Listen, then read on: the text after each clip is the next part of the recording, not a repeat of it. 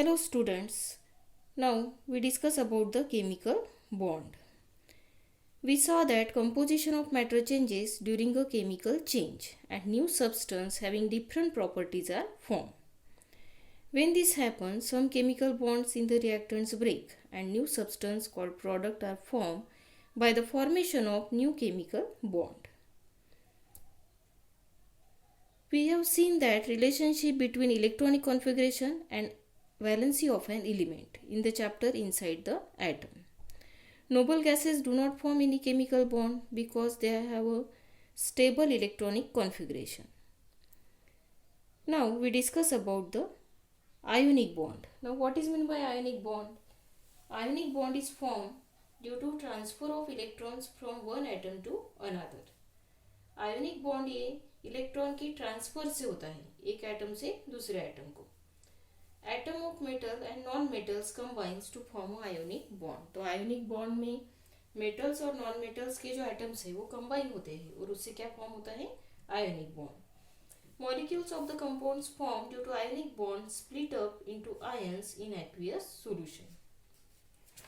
Now we discuss about the formation of NaCl, that is sodium chloride compound.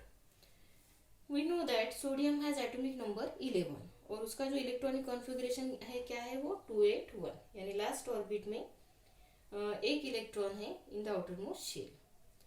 It loses one electron from its outermost shell यम. तो ये जो sodium है ये क्या करता है एक इलेक्ट्रॉन यम शेल से क्या करता है लूज करता है. And then its L shell becomes the outermost shell with a stable octet.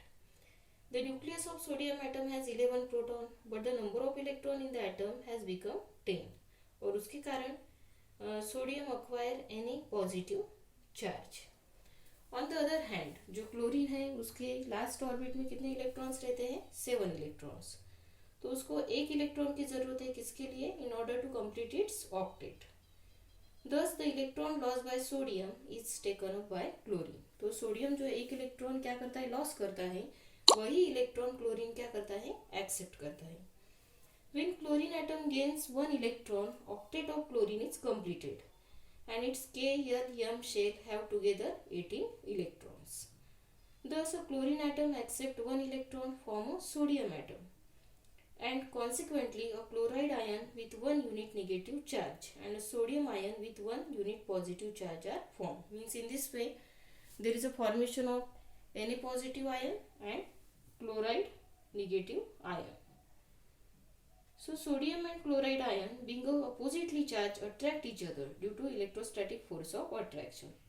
तो सोडियम और क्लोराइड आयन्स ये निगेटिव अपोजिटली चार्ज होने के कारण क्या होते हैं एक दूसरे के जब ये कांटेक्ट में आते हैं तो क्या फॉर्म करते हैं there is a formation of ionic bond. और इस तरह से क्या फॉर्म होता है there is a formation of sodium chloride compound. So, one ionic bond is formed due to the electric charge +1 or -1 on an ion. The valency of an ion is equal to its magnitude of positive or negative charge on it. An ion forms the same number of ionic bond as its valency. After that, we discuss the formation of magnesium chloride molecule. Now chlorine having electronic configuration 287 and magnesium having electronic configuration 282.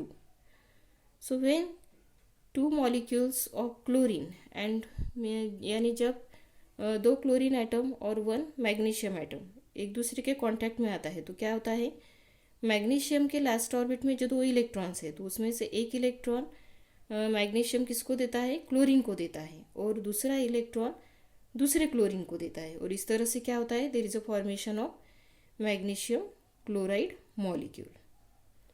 Now we discuss about the covalent bond. Covalent bond क्या है covalent bond is form due to the sharing of electrons between two or more atoms. तो covalent bond किस तरह से तैयार होता है by sharing of electrons. Atoms of non metals combine to form a covalent bond. तो non metals के जो एटम्स है ये एक दूसरे के साथ कंबाइन होकर क्या फॉर्म होता है covalent bond.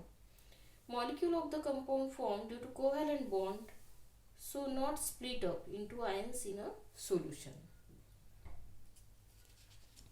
Now we discuss about the formation of H2 molecule.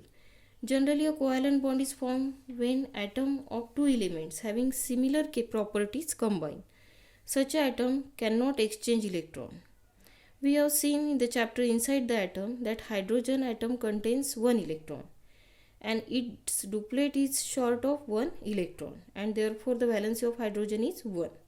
तो हाइड्रोजन के एटम में एक ही इलेक्ट्रॉन रहता है और उसको डुप्लेट अटेंड करने के लिए कितने इलेक्ट्रॉन की ज़रूरत रहती है? एक इलेक्ट्रॉन की. और इसके लिए हाइड्रोजन की जो वैलेंसी है वो क्या है? 1 है. The two atoms of hydrogen are identical and have similar tendency and therefore they share their electrons with each other. तो जो हाइड्रोजन के दो एटम्स है वो सेम रहते हैं और वो उसकी जो टेंडेंसी है वो भी क्या है? सिमिलर है. और इस कारण ये जो दो एटम्स है वो क्या करते हैं? They share their one electron in a sharing region. तो वो एक इलेक्ट्रॉन शेयर करते हैं. As a result the electron duplet of both the hydrogen atom is complete and chemical bond is form between them. और इस तरह से H2 molecule क्या होता है? तैयार होता है. The chemical bond form by sharing of valence electron of two atoms with each other is called covalent bond. तो उसे क्या कहते हैं? Covalent bond. So one covalent bond is formed by sharing of two valence electron. For example, H2 molecule form two hydrogen atoms. Using diagrammatic representation of electronic configuration, a covalent bond between two atoms is also represented by a dash joining of their symbol. Now see here the one hydrogen atom and another hydrogen atom. Now that one hydrogen atom and another hydrogen atom share there one electron and in this way there is a formation of H2 molecule. Now we can see the formation of covalent bond in H2O molecule. तो H2O molecule किस तरह से form होता है? It form from hydrogen and oxygen atom. There is a 6 electron in the valence shell of oxygen atom. It means that the electron octet in oxygen is short of 2 electrons and the valency of oxygen is 2. So in the H2O molecule, the oxygen atom completes its octet by forming two covalent bonds with one each with the two hydrogen atom. While this happens, the duplet of the two hydrogen atoms also completed. तो oxygen का जो atomic number है वो क्या है? 8 है. तो उसके लास्ट ऑर्बिट में कितने इलेक्ट्रॉन्स हैं? 6 इलेक्ट्रॉन. तो उसको ऑक्टेट कंप्लीट करने के लिए कितनी इलेक्ट्रॉन की ज़रूरत रहती है? 2 इलेक्ट्रॉन्स की. और इसके लिए उसकी वैलेंसी क्या है? 2 है. जब ये ऑक्सीजन हाइड्रोजन एटम के कांटेक्ट में आता है तो क्या होता है फिर? When two hydrogen atom and one oxygen atom come in contact with each other, तो ऑक्सीजन क्या करता है?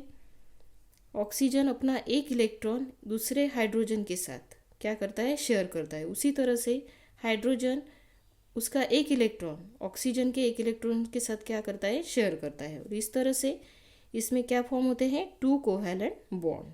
इस तरह से हाइड्रोजन भी स्टेबल हो जाता है और ऑक्सीजन भी क्या होता है? स्टेबल होता है. और इस तरह से क्या होगा? There is a formation of H2O molecule. Now see the diagram here. This is the atom of hydrogen. This is another atom of hydrogen and this is the atom of oxygen. अब इसमें एक ही shell है और उसमें कितने electrons है? 1 electron. दूसरे hydrogen के एटम में भी क्या है? Only 1 electron is present. Now in the first orbit of oxygen there are 2 electrons और सेकंड ऑर्बिट में कितने इलेक्ट्रॉन्स है? 6 इलेक्ट्रॉन है. अब ऑक्सीजन को स्टेबल होने के लिए कितनी इलेक्ट्रॉन की ज़रूरत है? 2 इलेक्ट्रॉन की. और हाइड्रोजन को स्टेबल होने के लिए कितने इलेक्ट्रॉन की ज़रूरत है? 1 इलेक्ट्रॉन. और ये दूसरा जो हाइड्रोजन है इसको भी स्टेबल होने के लिए कितनी ज़रूरत है? 1 इलेक्ट्रॉन. तो क्या होता है फिर? ये जो ऑक्सीजन है ये अपना एक एटम किसके साथ शेयर करता है? इस एटम के साथ. और दूसरा जो एटम है ऑक्सीजन का ये किसके साथ शेयर होता है? दूसरे हाइड्रोजन एटम के इलेक्ट्रॉन के साथ. और इस तरह से क्या होगा फिर? There is a formation of H2O molecule. So in this way 2 covalent bond form in H2O molecule.